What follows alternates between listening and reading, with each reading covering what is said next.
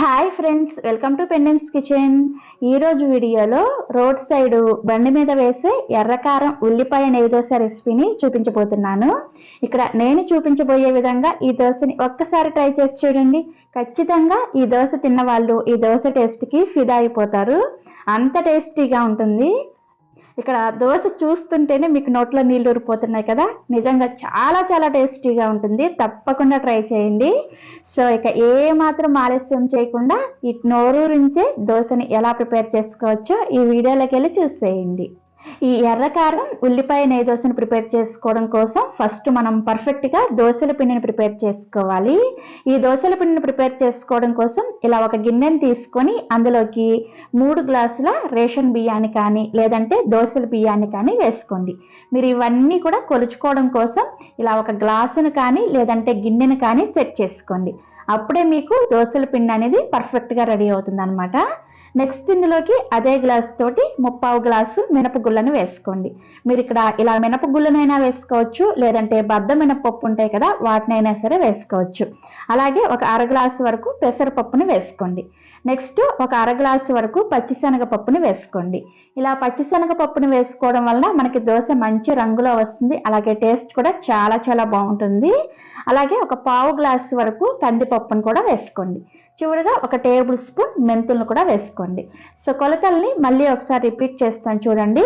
3 గ్లాసుల బియ్యం, 3/4 గ్లాసు మినపగుళ్ళు, 1/2 గ్లాసు పెసరపప్పు, 1/2 గ్లాసు పచ్చిశనగపప్పు, అలాగే 1/4 గ్లాసు కందిపప్పు, 1 టేబుల్ స్పూన్ మెంతులు. ఇవన్నీ వేసుకొని వీటన్నింటిని కూడా శుభ్రంగా కడిగేసి ఆ నీళ్ళన్నీ కూడా తీసేసి మళ్ళీ తిరిగి మంచినీళ్ళని పోసుకొని వీటిని కనీసం ఒక 6 నుంచి 7 గంటల సేపు నానబెట్టుకోవాలి. సో ఈ గిన్నెని పక్కన పెట్టేసి నెక్స్ట్ ఇంకొక చిన్న గిన్నెని తీసుకొని అందులోకి మీరు ఏ గ్లాస్తో అయితే బియ్యాన్ని పప్పులను కొలుచుకొని తీసుకున్నారో అదే గ్లాస్ తోటి ఒక 1/2 గ్లాసు వరకు కొద్దిగా మందంగా ఉండే అటుకులను వేసుకొని వీటిని కూడా 1కి 2 సార్లు కడిగేసి నీళ్ళన్నీ తీసేసి మళ్ళీ తిరిగి మీరు తాగే మంచినీళ్ళని పోసుకొని వీటిని కూడా ఒక 6 గంటల సేపు సపరేట్గా నానబెట్టుకోండి. సో నేను ఇక్కడ ఒక 6 గంటల సేపు బియ్యం అలాగే పప్పులు నానబెట్టిన తర్వాత చూపిస్తున్నాను, చూసారా మనకి చక్కగా నానిపోయాయి. అదేవిధంగా మనం 6 గంటల సేపు నానబెట్టుకున్న అటుకులు కూడా నీళ్ళని పీల్ చేసుకొని ఈ విధంగా చక్కగా నానిపోయి ఉంటాయన్నమాట. ఇప్పుడు వీటిని గ్రైండ్ చేసుకోవడం కోసం ఒక మిక్సీ జారుని తీసుకొని అందులోకి మనం ముందుగా నానబెట్టుకున్న బియ్యాన్ని పప్పుల్ని మిక్సీ జార్లోకి సగం వరకు వేసుకోండి.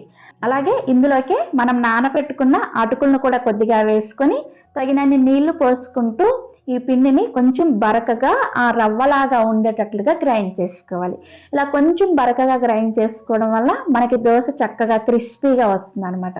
సో ఇక్కడ నేను మీకు గ్రైండ్ చేసాక చూపిస్తున్నాను, చూసారా మనం చేత్తో ఈ విధంగా టచ్ చేసి చూసామంటే మనకి కొంచెం రవ్వలాగా తగలాలన్నమాట.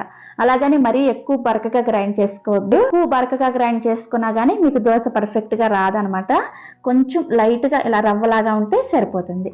సో ఈ విధంగా గ్రైండ్ చేసుకున్న పిండిని ఒక గిన్నెలోకి వేసుకోండి. ఇదే విధంగా మిగిలిన బియ్యాన్ని పప్పుల్ని అండ్ అటుకులను కూడా వేసుకొని తగినన్ని నీళ్లు పోసుకుంటూ మొత్తం అంతా కూడా పప్పులను గ్రైండ్ చేసుకొని ఇదే గిన్నెలోకి వేసుకోండి. సో మనకి దోశల పిండి అంతా కూడా ఇలా గ్రైండ్ అయిన తర్వాత ఇప్పుడు ఈ పిండిని గరిటతో కానీ చేత్తో కానీ ఒక 2 నిమిషాల పాటు బాగా కలుపుకోండి. ఇలా బాగా కలుపుకోవడం వల్ల మనకి పిండి అనేది చక్కగా ఫర్మెంట్ అవుతుంది అనమాట. మనం ఒక్కోసారి గ్రైండ్ చేసుకునేటప్పుడు బియ్యాన్ని ఎక్కువ వేసుకోవచ్చు, లేదంటే పప్పులను ఎక్కువ వేసుకోవచ్చు, అటుకులను ఎక్కువ వేసుకోవచ్చు. ఈ విధంగా మనం గ్రైండ్ చేసుకునేటప్పుడు బ్యాచెస్ వైజ్ కొన్ని ఎక్కువ పడవచ్చు, అలా అని కొన్ని తక్కువ పడవచ్చు కదా. అలా కాకుండా పిండి మొత్తాన్ని కూడా గ్రైండ్ చేసుకున్నాక ఇలా కలుపుకున్నామంటే అన్నీ కూడా చక్కగా ఈవెన్గా కలుస్తాయి అనమాట. సో అందుకోసం ఇలా పిండిని కలుపుకున్న తర్వాత ఇప్పుడు ఈ గ్రైండ్ చేసుకున్న పిండి అనేది ఈ గిన్నెలో నిండుగా ఉంది కదా, నేను ఈ పిండిని ఇలానే వదిలేస్తానంటే పిండి అంతా కూడా పొంగిపోయి కింద పడిపోతుంది అనమాట. సో అందుకోసం నేను ఈ పిండిని ఇంకొక గిన్నెలోకి సగం వరకు వేసుకుంటున్నాను. ఎప్పుడైనా సరే మనం పిండిని ఫర్మెంట్ చేసుకునే ముందు గిన్నెలో పిండి అనేది సగం వరకు మాత్రమే ఉండేటట్లుగా చూసుకోండి. మరీ ఎక్కువగా ఉందంటే నెక్స్ట్ డే ఉదయానికల్లా పిండి అంతా కూడా పొంగిపోతుంది అనమాట. కాబట్టి ఇలా సగం వరకు మాత్రమే వేసుకొని ఈ గిన్నె మీద మూత పెట్టేసి ఈ పిండిని రూమ్ టెంపరేచర్లోనే ఒక 8 గంటల సేపు ఫర్మెంట్ చేసుకోవాలి. నేనైతే ఇక్కడ ముందు రోజు నైట్ గ్రైండ్ చేసేసుకొని నెక్స్ట్ డే ఉదయాన్నే మీకు చూపిస్తున్నాను, చూసారా మనకి పిండి అనేది చక్కగా పులిసింది కదా, బాగా పొంగింది కూడా. సో ఇలా పొంగిన పిండిని గరిటతో ఎలా పడితే అలా కలపకుండా నెమ్మదిగా ఒకే డైరెక్షన్లో కలుపుకొని ఈ పిండిని నేను ఫ్రిడ్జ్లో పెట్టేసుకుంటున్నాను. నేను ఇంకొక గిన్నెలో పిండిని వేసుకున్నాను కదా, ఆ పిండిని కూడా చూపిస్తున్నాను. చూసారా, మనకి చక్కగా పొంగింది కదా. ఈ పిండితో ఈరోజు నేను దోశలను వేసుకుంటాను. మిగిలిన పిండిని చక్కగా నేను ఫ్రిడ్జ్లో పెట్టేసుకొని 3 నుంచి 4 రోజుల పాటు ఆ పిండితో మీరు ఏ విధమైన దోశలు కావాలన్నా కానీ వేసుకోవచ్చు. మీరు కావాలంటే ఆ పిండితో పొంగనాలు కూడా ప్రిపేర్ చేసుకోవచ్చు. ఇప్పుడు కావాల్సినంత పిండిని తీసుకున్నాం కదా, ఇందులోకి మీ రుచికి సరిపడా ఉప్పుని, అలాగే అవసరమైతే కొద్దిగా నీళ్ళని వేసుకొని ఈ పిండిని ఇక్కడ వీడియోలో చూపిస్తున్న కన్సిస్టెన్సీలో రెడీ చేసుకోండి. పిండి అనేది మరీ పల్చగా ఉండకూడదు, అలాగని మరీ తిక్కుగా కూడా ఉండకూడదు అనమాట. మరీ గట్టిగా అలాగే మరీ పల్చగా లేకుండా ఈ విధంగా మీడియంగా ఉండేటట్లుగా కన్సిస్టెన్సీని రెడీ చేసుకోవాలి. అప్పుడే మీకు దోశ అనేది పర్ఫెక్ట్గా వస్తుంది అనమాట. సో మనకి దోశల పిండి రెడీ అయిపోయింది.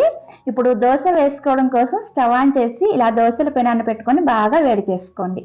పెనం అనేది బాగా వేడైన తర్వాత ఇలా కొద్దిగా నీళ్ళని చిలకరించుకొని టిష్యూ పేపర్తో కానీ లేదంటే కాటన్ క్లాత్తో కానీ క్లీన్ చేసేయండి. ఇలా చేయడం వల్ల మనకి దోశ ప్యాన్ అనేది మరీ ఎక్కువగా లేకుండా ఉంటుంది. మనకి దోశ స్ప్రెడ్ చేసుకోవడానికి ఈజీగా ఉంటుంది అనమాట. ఆ ప్యాన్ని క్లీన్ చేసుకున్న తర్వాత మంటని లో ఫ్లేమ్లోకి పెట్టుకొని మనం ప్రిపేర్ చేసుకున్న పిండిని ఇలా ఒక గరిటె వరకు వేసుకొని దీన్ని మరీ పలుచగా కాకుండా మరీ మందంగా కాకుండా కొంచెం చిన్న సైజులో దోశని ఈ విధంగా వేసుకోండి. రోడ్ సైడ్ ఇదే విధంగా ఈ సైజులో దోశ వేస్తారనమాట. నాకు ఆ దోశ చాలా చాలా ఇష్టం. సో ఇలా దోశ వేసుకున్న తర్వాత ఇప్పుడు మంటని మీడియం ఫ్లేమ్లోకి పెట్టుకొని దోశ పైన పిండంతా కూడా తడి ఆరిపోయేంత వరకు ఉడికించుకోండి. సో దోశ పైన ఇలా తడి ఆరిపోయిన తర్వాత ఇప్పుడు దీని మీద 1 టీ స్పూన్ వరకు ఎర్రకారాన్ని దోశ అంతా కూడా ఈ విధంగా అప్లై చేసుకోండి.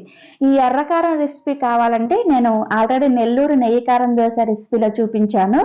మీలో ఎవరికైనా కావాలి అంటే ఆ వీడియో లింక్ను కూడా ఈ వీడియో కింద డిస్క్రిప్షన్లో ఇస్తాను, ఒకసారి చెక్ చేయండి. సో ఇలా ఎర్రకారం ఆ దోశ అంతా కూడా అప్లై చేసుకున్న తర్వాత ఇప్పుడు దీని మీద బాగా సన్నగా తరిగిన ఉల్లిపాయ ముక్కల్ని దోశ అంతా కూడా ఇలా వేసుకోండి. సో ఇలా ఉల్లిపాయలు కూడా వేసుకున్న తర్వాత నెక్స్ట్ 1 టేబుల్ స్పూన్ వరకు ధనియాల కారాన్ని వేసుకోండి.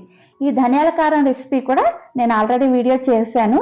ఆ వీడియో లింక్ కూడా ఎవరికైనా కావాలి అంటే ఈ వీడియో కింద డిస్క్రిప్షన్లో లింక్ ఇస్తాను, ఒకసారి చెక్ చేయండి.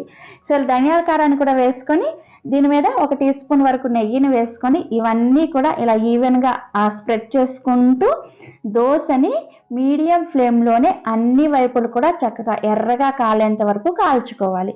ఇలా ధనియాల కారాన్ని, ఎర్ర కారాన్ని, ఉల్లిపాయని వేసుకొని ఆ దోశని నెయ్యి వేసుకొని కాల్చుకొని తింటూ ఉంటే చాలా చాలా టేస్టీగా అనిపిస్తుంది. సో దోశ అంతా కూడా ఇలా చక్కగా ఎర్రగా కాలిన తర్వాత ఈ విధంగా మధ్యలోకి ఫోల్డ్ చేసుకొని సర్వింగ్ ప్లేట్లోకి తీసుకోండి. సో అలా సర్వింగ్ ప్లేట్లోకి తీసుకొని మీకు నచ్చిన ఏ చట్నీతో అయినా సరే సర్వ్ చేసుకోండి. నేనైతే పల్లీ చట్నీతో సర్వ్ చేసుకున్నాను. ఈ పల్లీ చట్నీ రెసిపీ కావాలన్నా కానీ వీడియో కింద డిస్క్రిప్షన్లో లింక్ ఇస్తాను, ఒకసారి చెక్ చేయండి. సో ఇలా కొంచెం పల్లీ చట్నీని, ఎర్రకారాన్ని పెట్టుకొని ఈ దోశను తింటూ ఉంటే చాలా చాలా చాలా టేస్టీగా ఉంటుంది. ఇక్కడ మీకు నేను తింటుంటేనే నోట్లో నీళ్ళు ఊరిపోతున్నాయి కదా. సో మరి ఇంకెందుకు ఆలస్యం, మీరు కూడా తప్పకుండా ఈ దోశను ట్రై చేయండి. ట్రై చేసిన తర్వాత టేస్ట్ ఎలా అనిపించింది అనేది ఈ వీడియో కింద కామెంట్ సెక్షన్లో నాతో షేర్ చేసుకోండి. అలాగే ఈ వీడియో మీకు నచ్చితే ఒక లైక్ చేసి మీ ఫ్రెండ్స్కి అండ్ రిలేటివ్స్కి కూడా షేర్ చేయండి. మరిన్ని Emmy and tasty breakfast recipes కోసం పెండెమ్స్ కిచెన్ని సబ్స్క్రైబ్ చేసుకోండి. Thank you.